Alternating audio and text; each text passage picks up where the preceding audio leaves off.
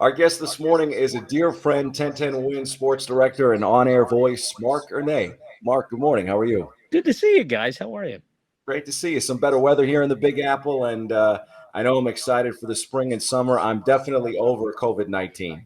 Yeah, you and me both. And thank goodness that we can finally start getting fans back in the NBA arenas. The Knicks had a crowd the other night. The Nets had a crowd the other night. The Islanders will be getting a crowd soon.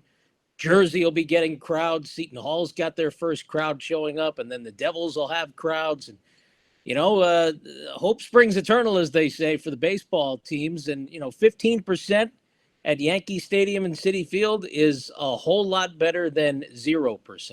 Oh, totally, Marc. I mean, progress is where we're at this point. All right, so Yankees rotation, Yankees lineup, Mets rotation, Mets lineup. Which one of these four has the best season and why? And will it spell World Series for one of these two teams or both of them because of it? Maybe a tie if I can do that. If I can straddle the line, Yankees lineup and Mets rotation would probably be at the top of my list. But I think the Mets, if you look at it, even without Noah Syndergaard, who will be back hopefully around the All-Star break, you've got Jacob deGrom, who is Jacob deGrom, and came firing out of the gate in spring training the other day.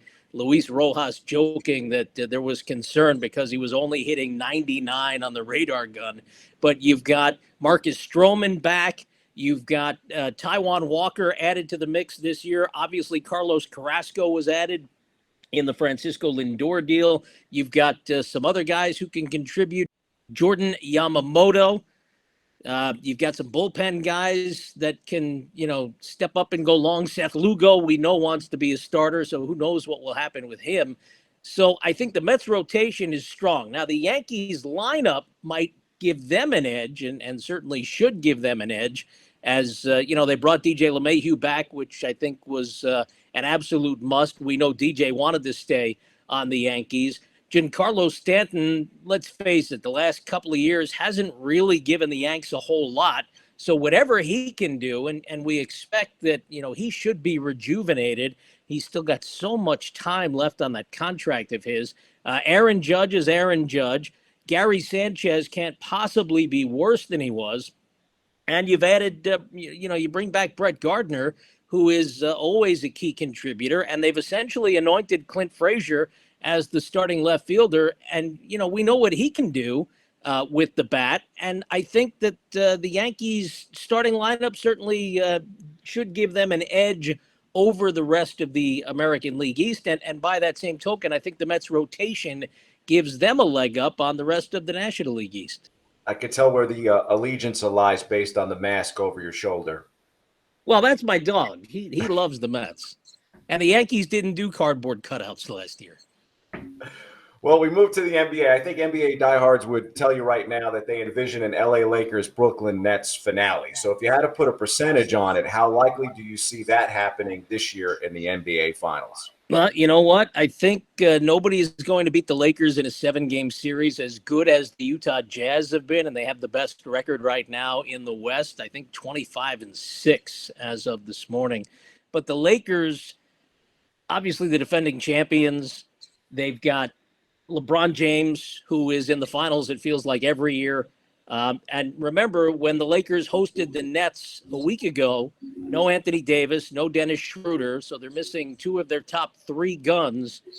And the Nets obviously weren't whole either without Kevin Durant. But the fact of the matter is, you don't see very many teams with the ability to beat Brooklyn in a 7-game series either. So I think percentage-wise, right now, I would have to say it's at least a 75-25 shot that we'll get Nets-Lakers in the NBA Finals.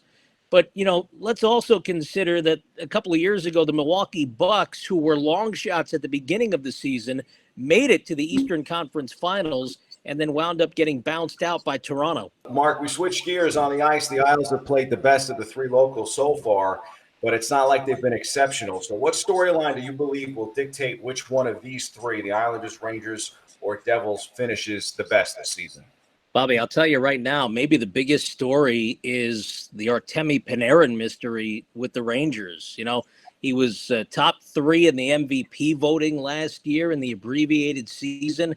The fact of the matter is, if he can come back from this whole scandal that's been brewing over in Russia, and maybe it's a non-scandal given everything we've heard about it the last couple of days after the charges that were leveled against him, if he comes back and Shesterkin can get going and Georgiev provides some more solid goaltending, I think the Rangers probably have the best shot right now at going the deepest into the Stanley Cup playoffs. And, the Islanders have been very inconsistent, Bobby. I think that's been their biggest bugaboo so far. Their goaltending hasn't been exactly what we've come to expect the last couple of years, but Varlamov is starting maybe to come around. Sorokin hasn't gotten a lot of time yet. One of the things that actually might help them, they do have Corey Schneider lurking, right, as the third goalie. So if need be, he would come in fresh.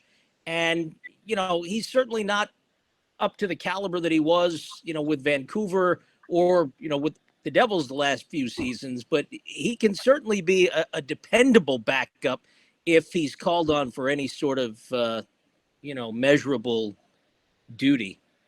Final question, Mark. I did my commentary piece on Friday on Naomi Osaka. I've always said in my lifetime, I think Serena Williams is the best that I've ever seen. I realize Osaka has a long way to go in her career, but do you think that she has a chance to eclipse Serena and perhaps, earn that spot as the greatest female tennis player of all time? It's funny, Bobby. You think about when Tiger was starting out and racking up all of those major titles and, he'll definitely pass Jack. And here we are in 2021. And obviously, given everything that Tiger's had to go through with the back and now the injuries from the car crash, he's still 3 away from Jack's record of 18, right? So you look at Serena, who's been stuck on 23 for 4 years now. The last major she won was the Australian Open in 2017 when she was pregnant with Olympia, who's going to be 4 in the fall.